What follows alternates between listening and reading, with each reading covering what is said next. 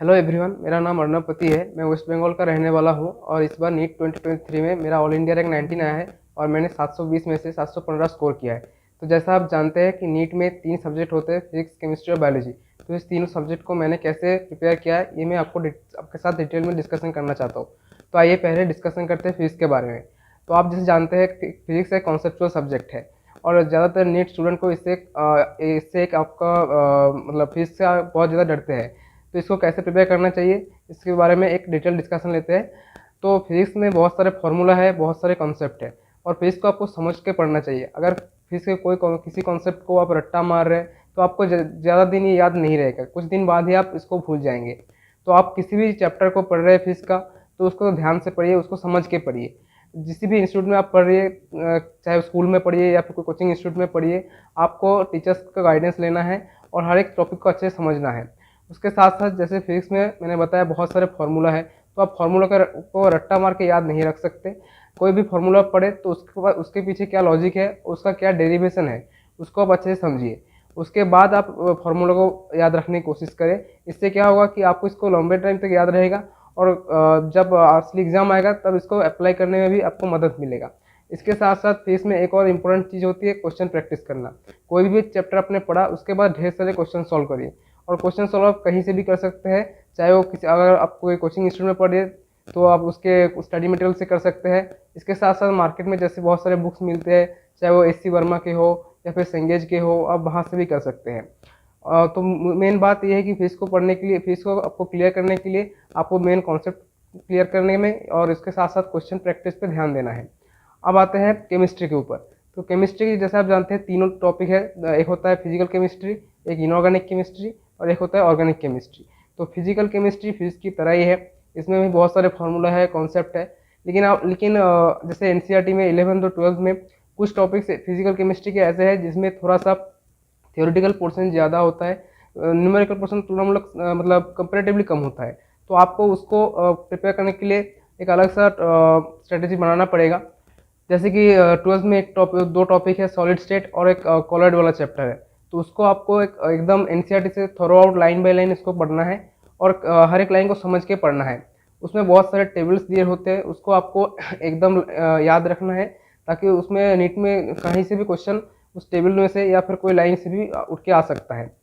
इसके साथ साथ फिजिकल केमिस्ट्री में जैसे मैंने बताया बहुत सारे कॉन्सेप्चुअल चैप्टर्स भी है, तो उसमें आपको अच्छे से कॉन्सेप्ट को समझना पड़ेगा और ढेर सारे क्वेश्चन भी उसको सॉल्व करना पड़ेगा ताकि आप जब असली नीट का एग्ज़ाम हो या फिर कोई भी एग्ज़ाम हो तब उस क्वेश्चंस को सॉल्व करने में आपको कम टाइम लगे और आप उसको एक्यूरेसी के साथ कम टाइम में सॉल्व कर सकें। अब आता है इनऑर्गेनिक केमिस्ट्री।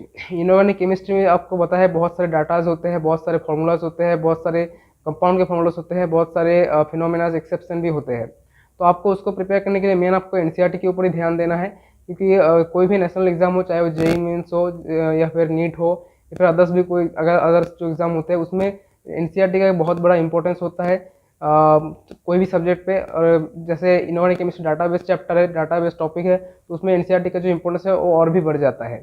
तो इनऑर्गेनिक केमिस्ट्री को प्रिपेयर करने के लिए आपको एनसीईआरटी को अच्छे से पढ़ना पड़ेगा। एनसीईआरटी के हर एक डाटा को, हर एक टेबल को और हर एक लाइन को अच्छे से समझ के पढ़ना पड़ेगा। उसके साथ साथ जो इनर केमिस्ट्री के कुछ कुछ डाटा याद रखने के लिए आप खुद से या टीचर से मदद लेकर कुछ निमोनिक्स टाइप का बना सकते हैं ताकि आप उसको लंबे टाइम तक याद रख सके। इसके साथ जैसे हर एक चैप्टर हर सब्जेक्ट में है, उसमें ऐसे ही इनर केमिस्ट्री में आपको बहुत सारे क्वेश्चन सॉल्व करने पड़ेंगे ताकि आपने जो सीखा है, आपने जो याद रखा है वो आपको लंबे टाइम तक याद रहे, उसके और इजीली याद रहे ताकि आप नीट के जब असली एग्ज़ाम हो उसको तुरंत सॉल्व कर सकें। और इसके साथ साथ मैं बोलना चाहूँगा कि इनऑर्गेनिक केमिस्ट्री में भी अगर आप चाहे कॉन्सेप्ट क्लियर करने के लिए जैसे पीरियोडिक टेबल का या फिर केमिकल बॉन्डिंग का, तो आप एनसीईआरटी के अलावा कुछ अगर टीचर आपको गाइड करे जैसे वैसे आप थोड़ा एक्स्ट्रा पढ़ सकते हो, एक्स्ट्रा बुक भी सॉल्व कर सकते हो। अब आते हैं ऑर्गेनिक केमिस्ट्री में। ऑर्गेनिक केमिस्ट्री जैसे आपको पता है ऑर्गेनिक केमिस्ट्री में बहुत सारे रिएक्शंस होते हैं, बहुत सारे नेम रिएक्शंस होते हैं। उसको पहली नज़र में अगर आप देखोगे तो आपको लगेगा कि ये याद रखना बहुत ही मुश्किल है, लेकिन अगर आप इसको एक प्रॉपर मतलब स्ट्रेटेजी मेंटेन करके प्रॉपर एक शेड्यूल बना के अगर आप उसको रिवाइज करते रहे, पढ़ते रहे, तो आसानी से याद हो जाएंगे। ऑर्गेनिक केमिस्ट्री में जो रिएक्शंस होते हैं उसके मैकेनिज्म्स को आपको अच्छे से समझना पड़ेगा ताकि अगर कोई जो एनसीईआरटी में या फिर जो बुक आप पढ़ रहे हैं उसमें जो कंपाउंड के साथ वो रिएक्शन दिया हुआ है, अगर एग्ज़ाम में वो उस कंपाउंड के अलावा कोई अलग कंपाउंड आ जाए तो भी आप अच्छे से और एक कॉन्फिडेंस के साथ उसको सॉल्व कर सकें। इसके साथ साथ आपको ऑर्गेनिक केमिस्ट्री में भी, जैसे आप फिजिक्स में या फिर केमिस्ट्री के फिजिकल और इनऑर्गेनिक में मैंने बोला, बहुत सारे क्वेश्चन सॉल्व करने पड़ेंगे ताकि आपका कॉन्फिडेंस बढ़ सके। और इसमें भी ऑर्गेनिक केमिस्ट्री में भी इनऑर्गेनिक की तरह ही एनसीईआरटी को आपको ध्यान से पढ़ना है। एनसीईआरटी के हर एक रिएक्शन को आपको लिख के एक बार प्रैक्टिस करना है। हर एक जो रिएक्शन के रिएजेंट्स होते हैं या फिर जो कंडीशंस होते हैं वो आपको याद रखने पड़ेंगे, ताकि क्योंकि क्वेश्चन आप अभी जो नीट का ट्रेंड है, क्वेश्चन कैसे भी आ सकते हैं। और अभी जैसे 2-3 साल से आपने देखा होगा कि नीट 2023 में एसर्शन, रीजन और स्टेटमेंट टाइप क्वेश्चंस आ रहे हैं। तो तो इस तीनों चीज़ों को, अगर जैसे एसर्शन, रीजन या फिर स्टेटमेंट टाइप क्वेश्चंस में कन्फ्यूजन में कई तरह के कन्फ्यूजन आ जाते हैं, तो कन्फ्यूजन ना आए और आपको कॉन्फिडेंस के साथ इसको सॉल्व करना है तो एनसीईआरटी को हर एक थियोरेटिकल लाइन को अच्छे से पढ़ना पड़ेगा। अब आते हैं जो नीट का मेन बहुत बड़ा एक सब्जेक्ट होता है, वो होता है बायोलॉजी। अब आपको यहाँ पे याद रखना पड़ेगा कि बायोलॉजी असल में 2 सब्जेक्ट से बना हुआ है, एक होता है जूलॉजी, एक होता है बॉटनी।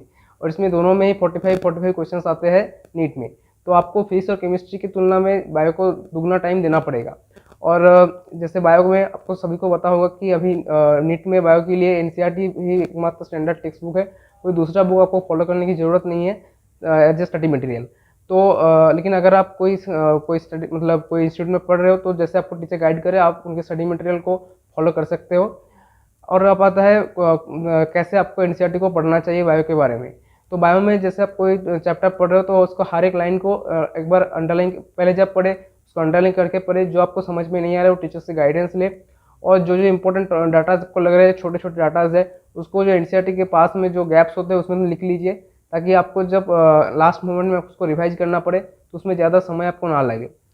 और एनसीईआरटीज़ में जो आपको डायग्राम दिया हुआ है, बहुत सारे डायग्राम्स होते हैं, उसको जो लेवलिंग्स है उसका उसका आपको विशेष ध्यान रखना है, ताकि जैसे कोई भी एग्ज़ाम में अगर लेवलिंग आ जाए तो उसको आप तुरंत सॉल्व कर सके, आपको कोई डाउट ना आए।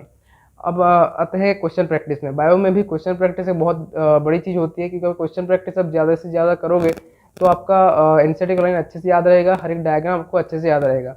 अब ये क्वेश्चन सॉल्व करने के लिए आप प्रीवियस ईयर क्वेश्चन भी मतलब प्रीवियस ईयर क्वेश्चन ले सकते हैं। उसके साथ साथ अगर आप कोई कोचिंग इंस्टीट्यूट में पढ़ रहे हैं तो उनके जो स्टडी मटेरियल के पीछे भी बहुत सारे क्वेश्चन दे रहते हैं, उनको आप सॉल्व कर सकते हैं।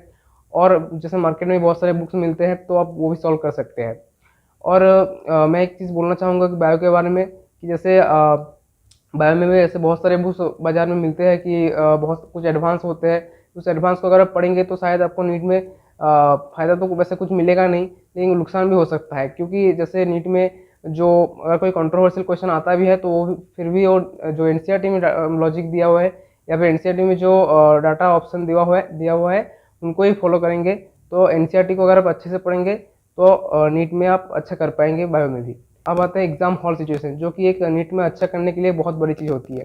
तो एग्ज़ाम हॉल सिचुएशन हर एक स्टूडेंट को अच्छे से डील करना चाहिए और एक पेशेंस के साथ डील करना चाहिए। जब भी आप एग्ज़ाम देने बैठेंगे तो आपको कोई मार्क्स या रैंक्स के बारे में नहीं सोचना है। जब पेपर आएगा तो जितने भी क्वेश्चंस आएंगे वो मैं करूँगा, ये आपको सोचना पड़ेगा। और एक कूल माइंड के साथ, रिलैक्स माइंड के साथ आपको क्वेश्चन सॉल्व करने पड़ेंगे। हो सकता है कुछ क्वेश्चन आपसे ना आए, तो उसमें घबराने वाली कोई बात नहीं है। जो क्वेश्चन नहीं आ रहा है उसको थोड़ा सोचिए, अगर फिर भी नहीं आया तो उसको स्किप कर जाइए। जो क्वेश्चन आपको जल्दी से जल्दी आ रहा है उसको आप करते जाइए, और जो क्वेश्चन आपने नहीं किया उसको मार्क करके रखिए। जब जितने सारे क्वेश्चन आपने एक अटेम्प्ट में कर लिया वो आपने कर लिया, उसके बाद जो आपने बचा के रखा है, मार्क करके रखा है, वो आप एक बार दोबारा देखिए। हो सकता है इस बार आप फ्री माइंड से सोचेंगे तो वो क्वेश्चन सॉल्व भी हो जाएंगे। और यहाँ पर एग्ज़ाम हॉल में जब बैठे हैं तो एक मेन चीज़ होती है सेल्फ कॉन्फिडेंस को मेंटेन करना।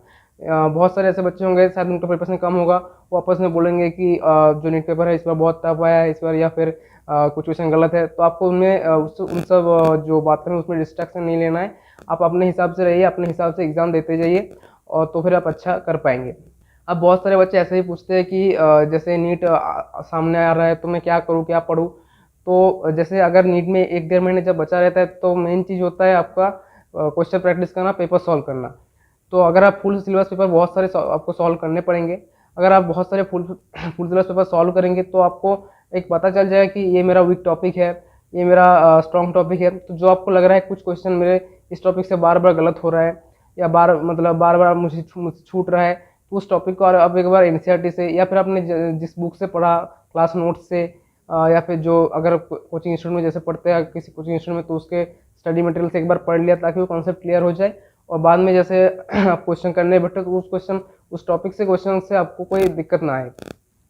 अब बात करते हैं सिली मिस्टेक और या सिली मिस्टेक्स के बारे में, या फिर वो मिस्टेक्स के बारे में जिसको आपको बचना है।